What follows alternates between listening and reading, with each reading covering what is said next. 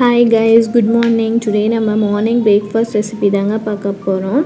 இது ரொம்ப ஹெல்த்தியும் கூடங்க. என்னென்னு பார்த்தீங்கன்னா பருப்பு அடை தோசை தாங்க. வாங்க எப்படி செய்கிறதுன்றதை பார்த்துடலாம். அதுக்கு 1 டம்ளர் அளவுக்கு இட்லி அரிசிங்க, சேம் அதே டம்ளருக்கு துவரம் பருப்பு நல்லா ஒரு 2 மணி நேரம் ஊற வச்சு நல்லா வாஷ் பண்ணி எடுத்துக்கோங்க.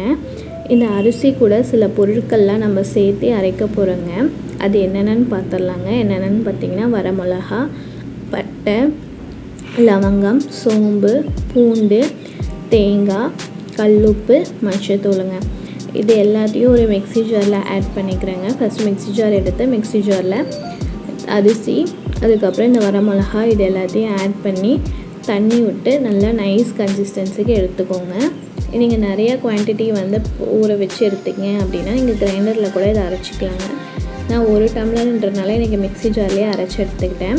அந்த 1 டம்ளரே நான் பாதியாக 2 டைம் மிக்ஸி ஜாரில் அரைச்சி நல்லா நைஸ் கன்சிஸ்டன்சி வர வரைக்கும் நல்லா திருப்பி எடுத்துட்டேன். பாருங்கள் எவ்வளோ சூப்பராக வந்திருக்கு. இதை நான் 2 டைம் இதே மாதிரி அரைச்சி எடுத்துட்டேன். அதை அரைச்சி எடுத்ததுக்கப்புறம் ஒரு மிக்ஸ் கொடுத்துட்டு டேஸ்ட் பாருங்கள். உப்பு மட்டும் கொஞ்சம் கம்மியாக இருக்க மாதிரி இருக்கும். இல்லை உப்பு உங்களுக்கு சரியாக இருந்தால் அப்படியே விட்டுருங்க. எனக்கு கொஞ்சம் உப்பு கம்மியாக இருக்கிறனால இன்னும் கொஞ்சம் உப்பு ஆட் பண்ணி நல்லா மிக்ஸ் பண்ணி எடுத்துட்டேன். அதுக்கப்புறம் இதுக்கு தாளிப்பு கோசம் பார்த்தீங்கன்னா வெங்காயம் இதெல்லாம் ஆட் பண்ண போகிறோம். நீங்கள் உடனே தோசை ஊற்றி சாப்பிட்றீங்கன்னா இந்த தாளிப்பை உடனே நீங்கள் ரெடி பண்ணலாம். இல்லை நெக்ஸ்ட் டே அப்படின்னா அதுக்கும் நீங்கள் எப்போ ஊற்றி சாப்பிட போகிறீங்களோ அந்த டைமில் நீங்கள் தாளிப்பை ரெடி பண்ணிக்கோங்க. அதுக்கு ஒரு வெங்காயம், கடுகு, சீரகம், கருவேப்பிலை, கொத்தமல்லி, கடலைப்பருப்பு, பெருங்காயத்தூளுங்க.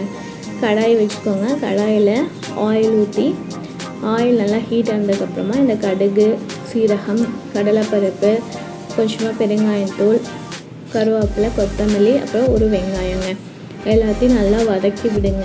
நல்லா வதங்கட்டும் வெங்காயம் ஒரு 5 மினிட்ஸ். நல்லா வதங்கினதுக்கப்புறம் இதை ஸ்டவ் ஆஃப் பண்ணி இந்த தாளிப்பு எல்லாத்தையும் நம்ம அரைச்சி வச்சுருக்காங்க இந்த பேட்டரில் அப்படியே சூடாகவே நீங்கள் ஆட் பண்ணி நல்லா கலந்து விட்டுருங்க.